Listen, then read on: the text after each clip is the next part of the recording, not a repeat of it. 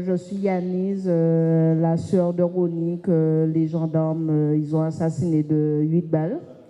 Donc je me retrouve judiciarisée par rapport à cette affaire parce que j'ai demandé à la juge d'instruction la vidéo piétonne de mon frère et elle me l'a remis et moi j'ai décidé de mettre cette vérité aux yeux du grand public pour que les gens puissent voir la vérité, pour que les gens puissent voir comment les militaires, les gendarmes, ils tuent les citoyens comme ça, comme si les gens n'avaient pas de famille. Et donc, je me retrouve devant ces gens-là.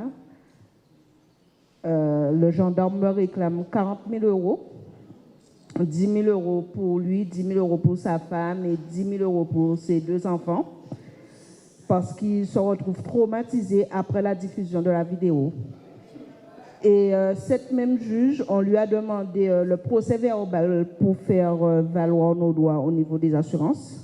Donc, elle a préféré de ne pas me donner le procès verbal, mais de me donner la vidéo. 1 an après la disparition de mon frère. Donc, moi, je continue le combat. Je ne vais rien lâcher.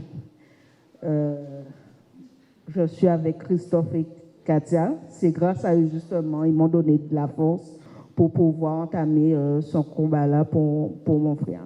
Donc, le 2 mars, à 8 h, je suis encore convoquée parce qu'il a fait appel pour les dommages et intérêts, le gendarme. Donc, je passe encore le 2 mars au tribunal. Et jusqu'à maintenant, on n'a pas de date de procès pour ce gendarme. Et ce gendarme se retrouve partie civile comme nous-mêmes. Il n'est pas... Voilà. Donc, il se retrouve partie civile et donc on va se battre pour Ronnie et pour tous les autres. Et effectivement, ce qui change avec l'affaire Jean-Pierre, c'est que dorénavant, toutes les familles victimes de violences policières se réunissent et j'interviens effectivement dans l'affaire Célie, dans ce dossier-là. Et ce que Yannick ne dit pas, c'est qu'on a reçu un avis de fin d'information dans le dossier, qu'on attend depuis plusieurs mois les réquisitions du procureur, que nous n'avons pas. Et précisément, ça me donne l'occasion de rappeler que dans l'affaire Célie, nous avions demandé un transport sur les lieux. Un transport sur les lieux, ce n'est pas une reconstitution, c'est on se déplace et on essaie de comprendre avec la réalité du terrain ce qui s'est passé par rapport aux déclarations des uns et des autres.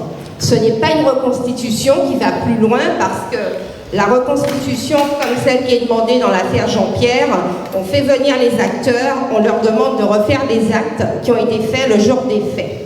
Et dans le dossier Célie, la juge d'instruction nous a renvoyé à la vidéoprotection, à la caméra piéton, en nous disant que ce n'est pas pertinent de faire un transport sur les lieux, qui n'est pas une reconstitution, parce que nous avions les images. Ce qui est antinomique et qui s'oppose effectivement au fait que dans l'affaire Jean-Pierre, on vienne nous demander une reconstitution 5 ans après, alors que finalement les lieux ont changé, la configuration des lieux a changé et que tout est figé dans une caméra de vidéoprotection.